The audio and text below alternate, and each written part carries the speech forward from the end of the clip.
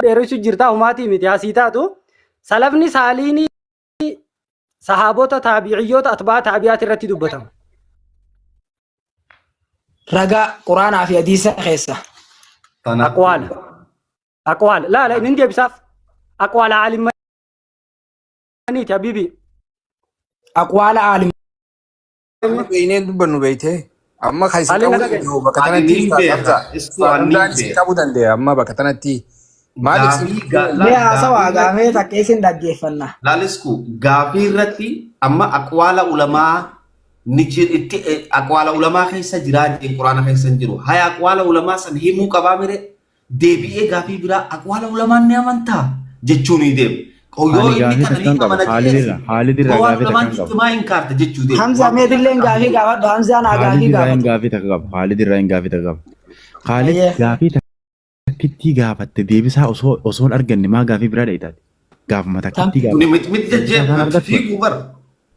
Bar deebisuma barbaadaa jirraa bar ammas. Mucaa barmuumaa afaan beekte.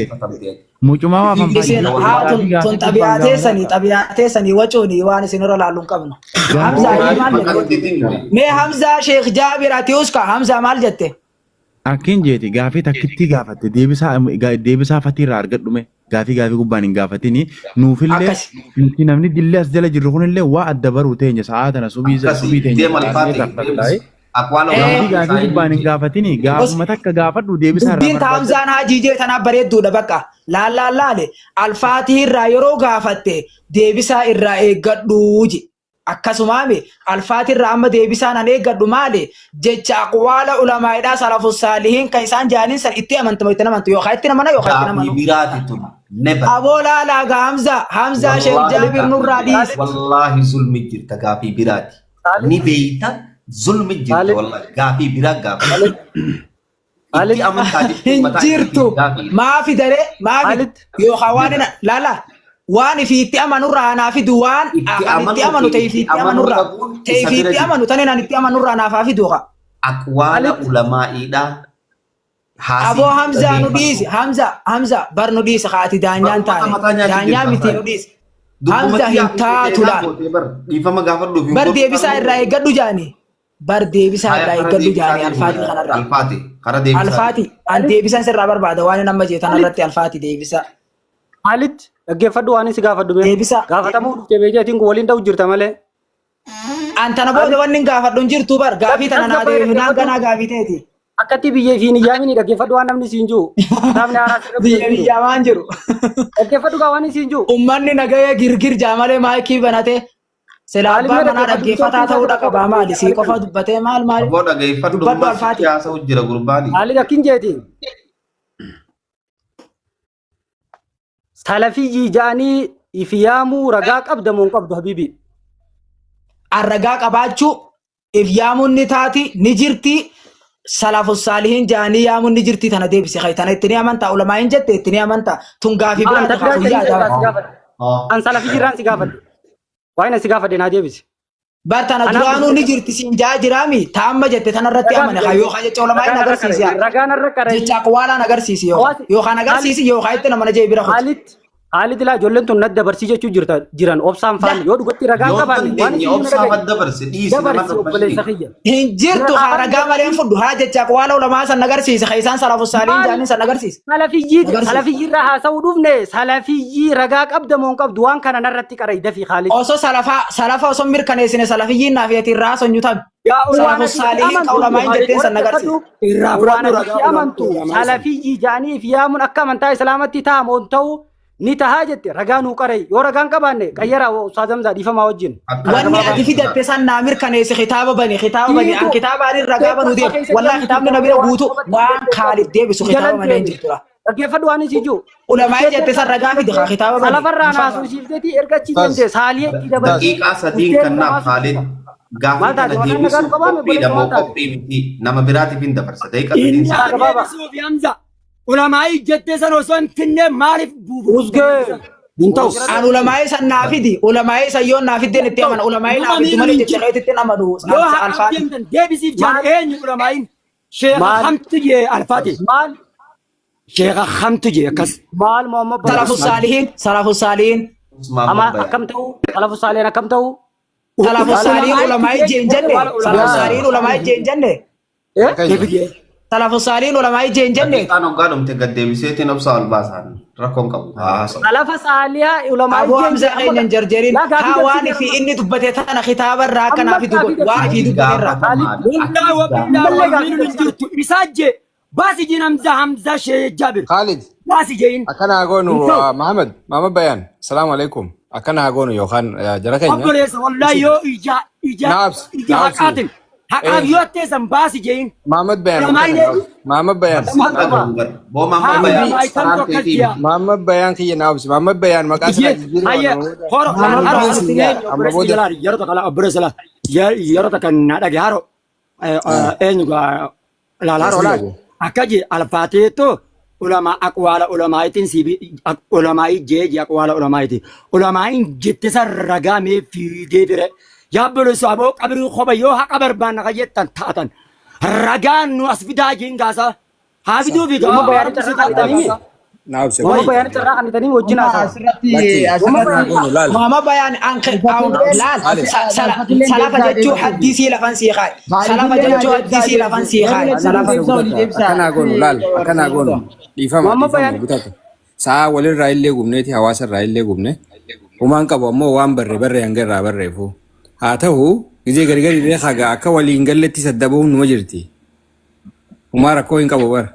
Akka waliif hin galletti saddabahanii baala jidduu kaayanii yeroo biraatitti illee achi tarkaanfachuun numa jirti. Waan kana yoo ta'e jecha xiqqoo hedduu irra wal qabne kana yoo dhiisne akkam jettan meeta biraatti achi haa dabarru. wallahi dabarru.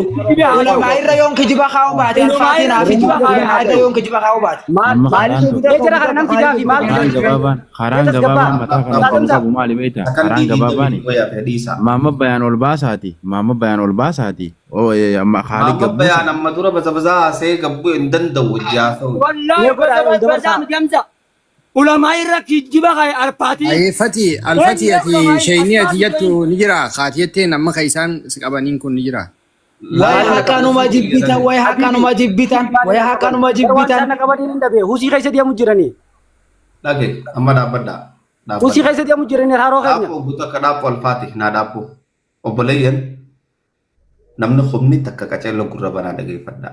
Gaafii namni gaafatu alfaatihi malee alfaatihi hin gaafatamu duraan dursi. Dhage alfaatihi. Ani na gaafachuu ni dandeessanii garuu maqaan an qabu qofarra na gaafattanii je maqaan inni qabu maali muslima qofa muslima irratti waan feetan gaafachuu dandeessan alfaatihi jechuudha. Ammoo gaafii inni gaafate obboleessa keenya Khalid gaafate salafiyyii jechuu tana ifiyyaa muragaa ni qabdaa jechuu dheefaa fi haasawa dila kana sa'aa dila tana naanna'u jira wallahi tanaatu haqa hono ani alfaatihi fi sinjiru Khalidii fi sinjiru haqni lafa jiru kana wanni miskiinticha Imaamuddin daanyaa godhataniif dubbachuu hin danda'u inni yaa qashtiiqi jechuu malee itti dubbachuu. Aboo kitaabaan na bira guutuudha Khalid kitaaba baniin nama amansiisa Hamza Sheikh Jabir. Aboo Khalid kitaabaa mi maqaa tokkicha kana dheefaaf akkana godhachuu jirta namni biraa ka Khalidii wajjin. Wallahi wa billahi jalqaba yeroo inni gaafate irratti kitaaba kaafida. Hamza Muhammad Bayaanii fi Khalidii irra deebinee carraa tokko ni kanninaa fi wayi nuti irraa barbaannu hawaasni kun carraa nuuf hin kannina. Carraa duraan nuuf hin kannina. hawaasni as jala jiru kuni Ahmaddiin osoo alfaatii osoo ta'in Hamzaa osoo ta'initti jecha salafii jaanii fi yaamuudhaa kana ragaa qabatama qabu nuu kannitanii. Salafus saalihiin ulamaa ijeen nuuf ni kanna ulamaa kan jettu. Inni bar dhagaya ameen na dhageeffadha. Inni bar ulamaa je'ee fi kanarraa dantaan qabu bar. Dantaan qabu miti jecha haddii maqaa salafaamaa itti amana haddii maqaa salafaamaa itti amana reefu fidaa jee ifi oofee fidee. Salafa jechuun haama. Haddii salafatti amanuun bar salafatti amanuun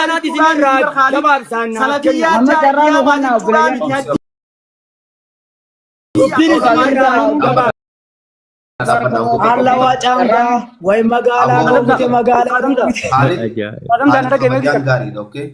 Bista kan dhagahame. la magala te ogisi amsa magala ogisi Naaken. Zamzam na dhagahe. Dubbii Eenyu isin irraa wajji dubbachuu gabaabsa. fadha amma. Eenyu wajji dubbachuu fadha alfaatii wajji. Ana. Haya. Maalirratti? Maamma bayaanii fi obsaa keessaa namni tokko Dubbatina. fadhaa isin lachuu salafaa. Walii gala. gaafin isin qabdi akkanuma ragaa iyaafi duudu ragaafin isin qabnaan akkanuma Awo nama kana inna lillahi. Gaabii Haya, kan isin lamaan keessaa kamtu haasawa? Maama bayaanii nani. Ana kunu Jarri lamaan awwal ta'uu usate Imaamuddin jarri lachuu salafiidhaatiti. maami Wanta akka hamoo minarratti tokko isbiraadha. haa fudhatu maama bayaanii. Bayyee siiban kenna laa siif kennu irratti salabiyyaa jaaniif waamu irratti nuti jecha salaba jehu kana akka isaan jiran salafu saalii jiraachuu irratti nu mirkaneessa. Salafu saalii jiraannan Bismillaahi sanarratti ta'ala. jaamne waan ta'eef. Yes itti fufi. Salafu saalii raase. Obsaa kan ni بسم الله teekaa الحمد maama لله bayaan. رب العالمين Obsidhaaf. صلى الله على نبينا ما محمد تكا وعلى ماما اله باني وصحبه جخن Haya, تميوتي amma maama bayaan. Jalan banatini akka keetii sanjii yoo fite akka feeteti garuu ammoo maayikii jalan banatin. Guys, in chapter in Jamarin jawab she. وبعد Obsi dhaabbadhu. Daqiiqaan isinii kan namoo obsa. Akkanumatti. دقيقة خلني دقيقة Haya. Faatih daqiiqa irratti ni deemtanii alfaatih. Na baasa akka hundattuu. Haya daqiiqaa meeqa feetan. دقيقة لما خلني تقصد سديس لما خلني بريد أفضل Isiniif gara sadi. Ni gaasirratti. دقيقة Okay. Dura eenyuufin kan isin lamaan keessaa? ناخن Haya. Anaa gaafataadha bar. Khalid. Dhaabu. Obsa. Dhiifama. أيوة خنيف Hayyee. Umar, Daqiiqaa sadii sii kan. Daqiiqaa sadii sii kan deem. Deemiti deem. Anaafi. Eegaltu Eeda. daqiiqaa. Hayyee obboleeyyan kabajamoo fi jaallatamoo dhugaa dubbachuudhaaf namni har'aan tana nu jala jiru nama gurguddaa nama nan kabaju jajjaallatamaa nama ulfaataadha. Kana jechaan bareeffachuuf osoo hin ta'in dhugaa jirtu carraa tahee har'a nuti haasa'u jirra malee nama haasa'uu dandeettiillee qabu dhugaa dubbachuu fi asumaanuu hunda keessanuu dhiifama isin gaafachuun barbaada akka dhuunfaa kiyyaatitti jechuudha. Gizeen dabru gara ajandaatitti jechuudha. Barnaamijni keenya sagantaan dura eegalle waa'ee salafiyyaa ittiin if yaamuun tahamoo hin tahuudha. Deeqaa naa kanname guutumaan guutti itti fayyadama dhiifama. Waa'ee kanaatirraayi. Obboleessi keenya salafa mirkaneessinu malee jee Khalid salafa mirkaneessinu malee salafiyyii irraan dubbannuu naan jee marhaba jeetiin wajji haasa'utti jira. Waa'ee maali? Waa'ee salafaa. Salafa jechuun lugatan akkanaadha.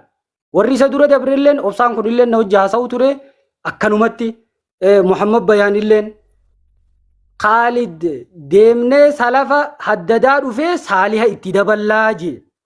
Obboleessa kiyya saaliha gaa tareefurraa baanee erga saaliha itti daballee yoo akkam tahaa haa irraa haasoynuudha kan hin jechuun ture. Dhugaa takka dhugatti haasoytaanii beektaa? Kan nuti irraa haasa'uu turre lafzii salafaati namuutu dhagahuu ture. Lafzii salafaa dhiisee saaliha itti dabale haddii jechuun istilaahatti saalihaatu itti dabalame yoo naan jee Muhammad Bayaanillee akkana jechuun ture. Haya haa ta'u waa'ee salafaati irraa haasa'uu turre. Lafziin salafaa eenyu qabatti? Ni qabatti. Nama dabre hundaa'uu ni qabattiin jechuun ture. Lafzii maali? Lafzii salafaa. Jaallan keenya immoo wanni isaan irraa loolu jiran warra dabre Firaa'uunaa fi maarree warra dabre san nurraa dhiisii jaan aboo akkamittiin dhiisa rabbiin hin dhiisne faja'alnaahum salafan wa mathalan jechuu jira rabbi subhaanahu wa ta'ala jarri sun salafaa jechuu jiran asitti wanni isinii galuu qabu lafzii saalihaa kana itti daballa yoo kanaan juu namni kun waliin hin haasaa beekadhu dhugaa dubbachuuf akka lafzii saalihaa erga itti dabalamteetitti salafarraa immoo salafarraa maaliin jeen lafziin salafaa hundarra dubbatamti ragaa quraana fi hadiisarraa lafziin salafaa hundarra dubbatamu irratti isiniif hin fidaan jeen. Khalid as deebi'eeti lafzii salafaa taabiyyoota sahaabota taabiyyoota atbaa taabiyaa qofarratti dubbatamu ragaa quraana fi hadiisa keessaa siif hin fida je'eenaan jee. لا أنا مؤكد أنجي لفظين سلفا هندرتي دبتمودا deemee jecha keessatti ammas saaliha ifi itti dabale hayyee saaliha itti dabala Sote sahib, sote jazakallah. Amin, amin. Sote ni kan. Naam. Allah yahdik. Osoo Allah gaaffii yahdik. gaafatin daqiiqaan si jalaa dhume. Itti deemu Daqiiqaan dhume. bakka hayyeenuman dhisa atti fufi بسم الله الحمد لله رب العالمين. ارجم ربي عليه الصلاة والسلام ستفترق أمتي كما افترقت اليهود والنصارى ومن يهوداتي في قرتين نصارى كقرقر فجاني كنا قرقر فجور داتا يعني في حديثني رواتر ميدا غسي جريتو تان ترباتي ميلا متان ترباتي متكتي قرتي أمنتا إسلام أمنتا إسلام قيست كريستانا في مني قرتي يهوداتي لين كسي قرقر فجان وستفترق أمتي يرجم رب صلى الله عليه وسلم إلى 73 فرقة كلها في النار إلا تكملجي وشفتم ما نبدت تاتورا إلا أي ملء إسانا قرتوان إرقام ربي عليه الصلاة والسلام رتي تيفي أصحابان إرقام ربي رتي تانيشو أوقاخنا نتي اعتقاد خيستي نتي لكي سلفين جنو نتي قرتي اعتقاد سلف صالح ينفر النويشون دين إسلاما خنا ينفر النويشو إسلام الناس سلف الرادف ورخوتين رادف دين كن جار أمتا خمتا كافي دبا فري في جرا من أكا إجرات تيشو أمتا ديرا خانا ورخون سلفا ميتي يجون وان جتشو impossible وان تايم فكاني توكوشو دين إسلاماتين وان جيري توكوشو جارا خانا تنين دو دين كن إساسي دو فتوغاني فت سلفا تنين دوغا يتي إيسر راو فرطي أن إسلام يتي ودرو أتوغا خلافة تاتي لكي أني خلافة جلان ديما خلافة يجو وربو در رافي warra gartee bakka waan gartee kireet godhatee asuma uummatee amantaas asuma kireet godhatee asuma waan hundaa jechuun ammaan tana kophaatti diin kophaa itti dhufeeni khalafa jaan warra boodarra fe'e jechuudha salafan fudhatan salafa jala jaan Abdullah ibn Mas'ud radiyallahu anhu warda ittabi'u salafa ولا تتبعوا من خلف جي فإنهم لا يؤمن عليهم إسان خلف الرتي قرتي هنا منامتو هنا منامني سلف جل دي مادا سلف تردادا حتى أصحابه ترجم ربي جل دي ما خير الناس قرني ثم الذين يلونهم ثم الذين يلونهم رواه البخاري ومسلم قرتي خير الناس رجالا جرادا جراخي ورا الرئيساني تان ورا الرئيساني تان مقياس ندين بكي حديث رافضتهم بكي أمانتان رافضتهم فرتم تقرني سدين كان ورين اسود الرافا وري اسود الرفني معتزله في جويميه في قرتي احباش امد انت نديون انت قرتي عبد الله نردي لبناني دقه كري غرتي في تونس تونون دينو دين كان رفنجو اما ان اللي تبيرا نفيدو دي ما بخ دي سارا بقى اسلام ناند بكاين فراتم دين كاي براتم يوني سلف الرام فران وري دين كان فسر وري دين كان نوغي سلف الصالح سلام جلن ديمون إرجما ربي عليه الصلاة والسلام فاطمة دان أنا سلفك جن أنا سلف غيكي طيب لماذا لا نتصل نتي مالي في قرتين نصوى نمالي سلف وسلف إرجما ربي سلف غيكي نمالي من جن أكو ما قرتين مني كافرة وإذا قيل لهم اتبعوا ما أنزل الله قالوا بل نتبع ما ألفينا عليه آباءنا أو ولو كانوا لا يعقلون ولا يهتدون خالي في جرس سواتك كم بينيتو يوها سوى إيقل الأبو بيخ